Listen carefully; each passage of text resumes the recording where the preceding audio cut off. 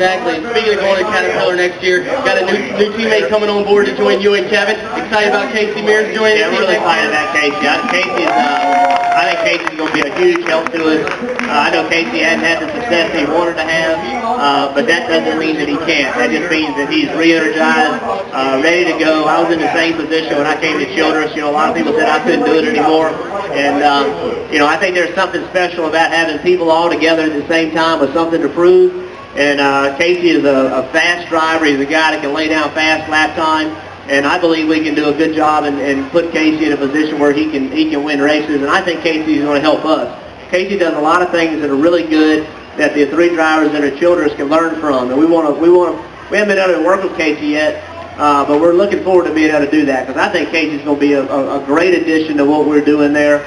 And we're really excited about it. I mean, a lot of people, you know, look at driver picks and you know, they say, well gosh, Casey has only won, you know, he's won a race and, you know, he hadn't been able to finish in a chase. Let me tell you something. Casey Mears can win races and he's a chase contender and he's a guy that can win championships. We got to put him in the position to be able to do that. Exactly. We had Casey out here the other day and we were talking about him joining you guys and how excited he is to be able to come and learn from you and Kevin there at RCR. And we were also talking about Jeff Gordon joined us the other day and we were talking about 10, 15 years ago when you guys came into the sport, you looked up to guys like Earnhardt, Waltrip, Petty, Rusty Wallace, those guys. Now you guys are the veterans of the sport. These young guys come to the sport. Them coming to you and getting advice from you, how does that make you feel knowing that they're coming to you for your racing knowledge? Well, they're not. Well, that's not what Jeff said the other day.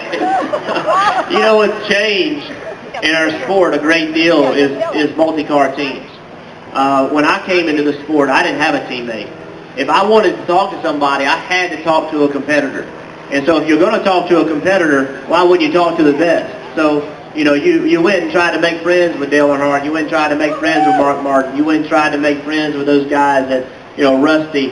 And you tried to earn their respect. You tried to show them on the racetrack that you were going to race hard but give them respect, that you were going to respect the things that they had done before you. A lot of that's changed because now you have teammates to talk to. You have people that are on the same team as you, even though they're competing against you.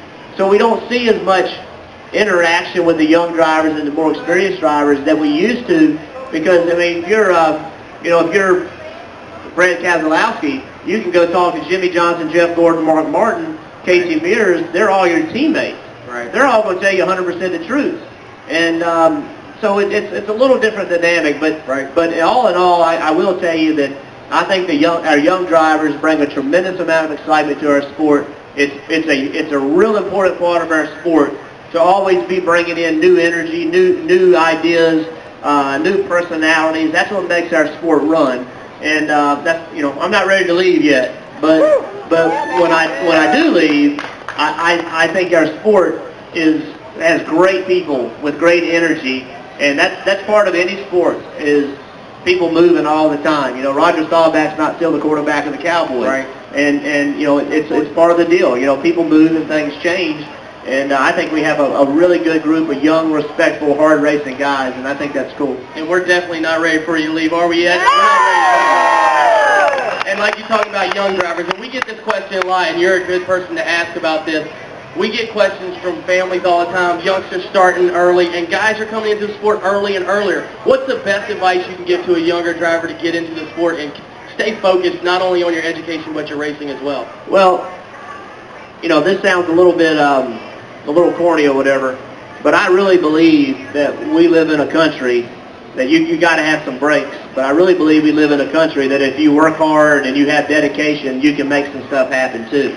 And you know, what I tell any young person, whether they want to be a race car driver or if they want to be a scientist or if whatever they want to do, what I try to tell them is when you're doing that, do it with excitement, do it with energy, do it as if nothing else matters in the world. But when you're not doing that, understand that there are other things too. And I think being well-rounded and understanding that your family is really important, that your commitment to the community is really important, do all those things too. But when you are working at whatever it is you want to work on, whether it's being a race car driver, you've got to focus 100% on that. You got to care about it. You got to have a desire about it, because somebody with less talent, with more desire, will beat the guy with more talent. And when you have somebody with a lot of talent and a lot of desire and the commitment, those people are almost impossible to beat. But you can make, if you don't, not everybody's the most talented in the world, but you can make that up if you work harder and you try harder, and that's what I try to tell young people. Very well said, and I guarantee this afternoon when the green flag drops, you're going to give it 100% to get that number 31 Chevrolet victory lane. Our association with Chevrolet has been really fun for me. I've got to leave here in 1 second, but I do want to, I said it here earlier, I know that the economic times are tough, and we read a lot about the manufacturers, and we're in Chevy Stage, and I'm going to speak for all three manufacturers. American workforce, American engineering, American thought will eventually win out. So everybody keep the faith, and let's go make some stuff happen. Y'all have a good day today. Thanks for coming out. Thank you, gentlemen. Driving the number 31 AT&T Chevrolet. Make some noise one more time.